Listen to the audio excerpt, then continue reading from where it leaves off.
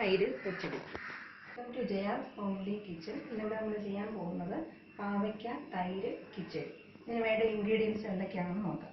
ഞാനൊരു 125 ഗ്രാം പാവയ്ക്ക ചെറിയ കനം കുറഞ്ഞ് അരിഞ്ഞ് ഉപ്പും മഞ്ഞളും ചേർത്തുള്ള വെള്ളത്തിൽ ഇട്ട് വെച്ചിരിക്കുകയാണ്. ഇതൊരു 10 മിനിറ്റ് വെള്ളത്തിൽ ഇട്ട് വയ്ക്കുക. ഇനി വേണ്ടത് 3 വറ്റൽമുളക്, 2 പച്ചമുളക് നീളത്തിൽ അരിഞ്ഞത്, കുറച്ച് കറിവേപ്പില, ഉപ്പ്, വെളിച്ചെണ്ണ, കടുക്, 1/4 സ്പൂൺ പഞ്ചസാര, 3 ടേബിൾ സ്പൂൺ നല്ല കട്ട തൈര്, പിന്നെ വേണ്ടത് 3 ടേബിൾ സ്പൂൺ തേങ്ങ, 1/4 സ്പൂൺ കടുക്, 1/4 സ്പൂൺ ജീരകം. ഇത് മൂന്നും കൂടി നന്നായിട്ട് നല്ല മഷി പോലെ അരച്ചെടുക്കണം.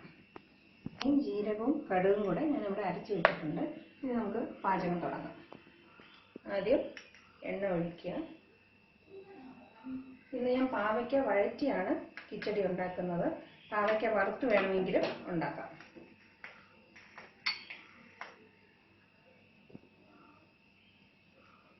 എണ്ണ ചൂടാകുമ്പോൾ കടുക് ഇട്ട് കൊടുക്കുക.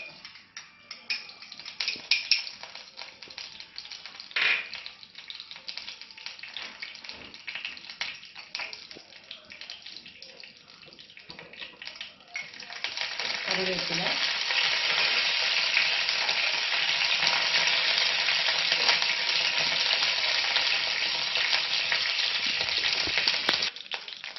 വറ്റൽമുളക് ഇടുക.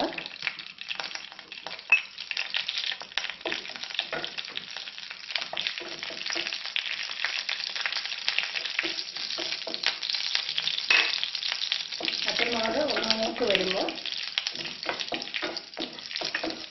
പച്ചമുളക്,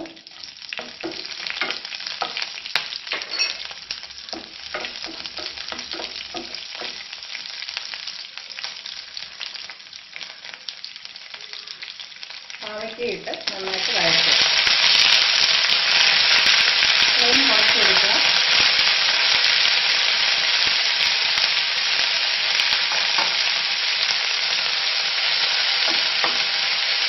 പാവയ്ക്ക നമ്മൾ വെള്ളത്തിൽ ഇട്ടുന്നത് ഉപ്പ് ഇട്ടിട്ടുണ്ടായിരുന്നു. അത് ഓർത്ത് വേണം പിന്നെ ഉപ്പ് ചേർക്കാം. ഇത് നന്നായിട്ട് വഴറ്റിയെടുക്കുക. അടച്ചു വെച്ച് വഴറ്റുക. ഇതൊരു 6-7 മിനിറ്റ് വേണ്ടി വരും. അപ്പോൾ പാവയ്ക്ക നല്ല മൂത്ത് വന്നിട്ടുണ്ട്. ഫ്ലെയിം കുറച്ചിട്ട് ഈ അരപ്പ് നമുക്ക് ചേർത്ത് കൊടുക്കും. കുറച്ച് വെള്ളവും കൂടെ ഒഴിച്ച് നന്നായിട്ട് മിക്സ് ചെയ്യുക.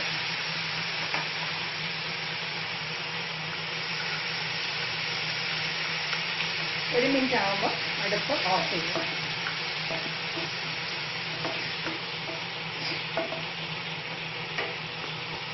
അരപ്പ് ഇട്ട് നന്നായിട്ട് ഇളക്കി കഴിഞ്ഞു. നമ്മൾ ഗ്യാസ് ഓഫ് ചെയ്ത് കഴിഞ്ഞു. ഇനി ഇത് കുറച്ച് തണുത്ത് വന്നിട്ട് മാത്രമേ തൈര് ചേർത്ത് കൊടുക്കാൻ പാടുള്ളൂ. ഇല്ലെങ്കിൽ തൈര് പിരിഞ്ഞു പോകും. ഞാനിവിടെ കുറച്ച് പഞ്ചസാര വെച്ചിട്ടുണ്ട്. അത് ആവശ്യമുള്ളവർക്ക് ചേർത്താൽ മതി. പാവയ്ക്കയുടെ കയ്പ്പ് ബുദ്ധിമുട്ടായിട്ട് തോന്നുന്നവർക്ക് പഞ്ചസാര ചേർക്കാം. ഇനി തൈരും പഞ്ചസാരയും ചേർത്ത് കൊടുക്കാം.